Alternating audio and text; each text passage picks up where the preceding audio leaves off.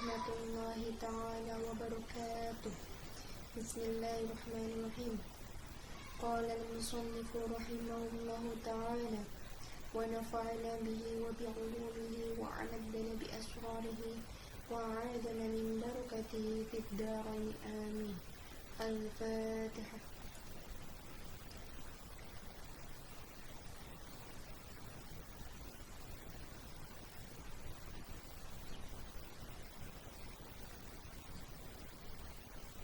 Baik, mari kita mulai ngaji kitab Mukhtarul Ahadits An-Nabawiyah pada hari ini.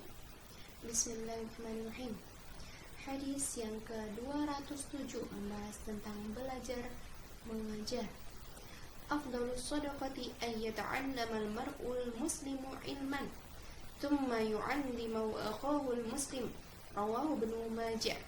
Sedekah yang paling utama ialah seorang muslim belajar suatu ilmu, kemudian mengajarkannya kepada saudara muslim lainnya, maksudnya yaitu diamalkan ilmunya itu. Riwayat Ibnu Majah. Dalam hadis di atas disebutkan tentang sedekah yang paling utama menyangkut masalah makanan.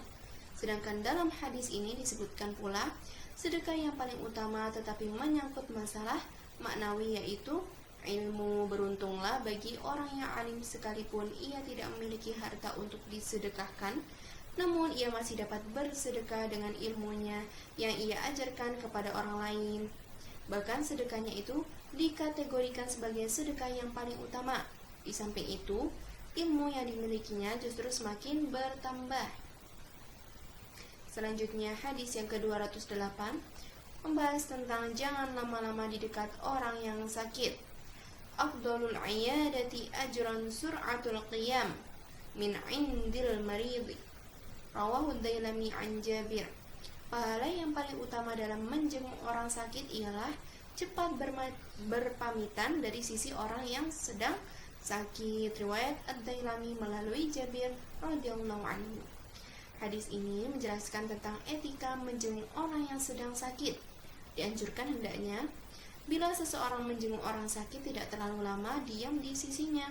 Akan tetapi jika penjenguk itu adalah teman karib yang dirindukannya, atau keluarganya, atau orang yang akan merawatnya, atau orang soleh yang mendampinginya apabila terjadi sesuatu di atasnya, maka orang-orang tersebut diperbolehkan diam lama di sisinya. Selanjutnya hadis yang ke-209 mengenai menghubungkan silaturahmi. Afdalul fadhaili an tasila man qata'an. Keutamaan yang paling afdol atau yang paling utama ialah menghubungkan silaturahmi dengan orang yang memutuskannya darimu. Wa tu'tiya man haramak, dan memberi kepada yang tidak mau memberi kepadamu. Wa tasfaha amman zalamak, dan kamu memaafkan orang yang berbuat aniaya terhadap dirimu. Rawahu Tabrani an Mu'ad. Riwayat Imam Tabrani melalui Mu'ad radhiyallahu anhu. Jadi setiap amal kebaikan itu pahalanya disesuaikan dengan berat dan ringannya kualitas kebaikan tersebut. Apabila amal kebaikan berat pelaksanaannya, maka semakin besar pula pahala pelakunya. Menghubungkan persaudaraan dengan orang yang memutuskannya merupakan hal yang sulit. Memberi orang yang tidak mau memberi berat rasanya, dan memaafkan orang yang pernah berbuat aniaya sulit untuk dilakukan. Ketiga hal tersebut berat sekali pengamalannya. Oleh karena itu, maka dalam hadis ini disebutkan sebagai amal yang paling afdol atau yang paling utama. Hadis yang ke-210 membahas tentang amal yang paling utama setelah beriman. Afdalul a'mali ba'dal imani billahi. Amal yang paling utama setelah beriman kepada Allah adalah at-tawaddudu ilan nas, cinta kasih terhadap sesama manusia. Rawahu Tabrani. Riwayat Imam Tabrani. Lafaz at-tawaddud di sini maknanya adalah menarik kasih sayang orang dengan penampilan yang simpatik, yaitu dengan kasih sayang terhadap mereka. Hal ini termasuk amal baik yang paling utama sesudah iman kepada Allah. Hadis ini menerangkan tentang keutamaan kasih sayang kepada orang lain. Sedangkan di dalam hadis lain disebutkan bahwa tidaklah beriman seseorang di antara kalian sebelum ia mencintai saudaranya sebagaimana ia mencintai dirinya sendiri. Hadis yang ke-211 mengenai hal-hal yang menimbulkan keutamaan. Afdhalul mu'minina islaman man salimal muslimuna min lisanihi wa yadihi. Seorang mukmin yang paling utama Islamnya ialah terselamatnya orang-orang muslim lainnya dari lisan dan tangannya. Wa afdhalul mu'minin imanan ahsanuhum khuluqan. Dan orang mukmin yang paling utama imannya ialah yang paling baik akhlaknya. Wa afdhalul muhajirina man hajara ma nahallahu anhu. Dan seorang muhajir yang paling utama ialah yang menjauhi hal-hal yang diharamkan oleh Allah. Wa afdalul jihadi man jahada nafsahu fillahi azza wa jalla. Dan jihad yang paling utama ialah jihadnya seseorang melawan hawa nafsunya demi karena Allah subhanahu wa ta'ala. Rawahu Tabrani an Ibnu Umar. Riwayat Tabrani melalui Ibnu Umar radhiyallahu anhu. Di dalam hadis lain disebutkan bahwa orang yang benar-benar muslim ialah terselamatnya orang-orang muslim dari lisan dan tangannya.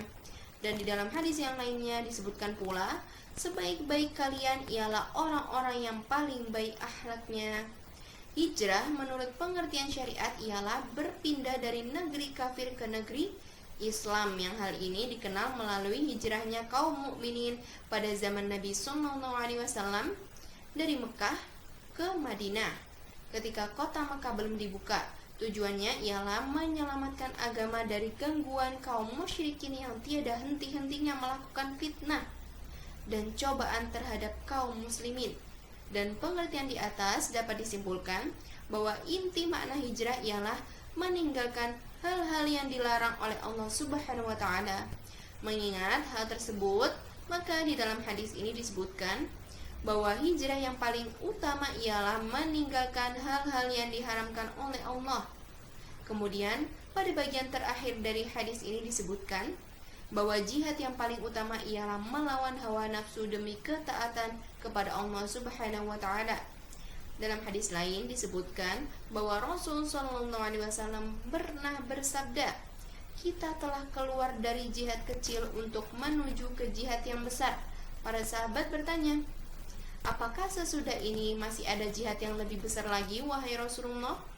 Rasulullah pun menjawab, ya, berjihad melawan hawa nafsu. Selanjutnya hadis yang ke-212 membahas tentang manusia yang paling utama. Afdalun nasi mu'minun yujahidu fi sabilillahi binafsihi wa malihi. Manusia yang paling utama adalah orang mukmin yang berjihad di jalan Allah dengan jiwa dan harta bendanya. Tsumma kemudian mu'minun, orang mukmin, fi sya'bin minasyi'abi yattaqillaha, yang berada di suatu lereng bukit, ia bertakwa kepada Allah, wa yad'un nasa min syarrihi, dan meninggalkan khalayak ramai untuk menghindari kejahatannya. Rawahul Bukhari an Abu Sa'id. Riwayat Bukhari melalui Abu Sa'id. Orang yang paling besar pahalanya ialah orang mukmin yang berjihad di jalannya Allah dengan jiwa dan hartanya. Setelah itu, orang yang mengasingkan dirinya dari khalayak ramai karena menghindar dari kejahatannya demi takutnya kepada Allah Subhanahu wa ta'ala. Hal ini menurut istilah ahli sufi dinamakan uzlah.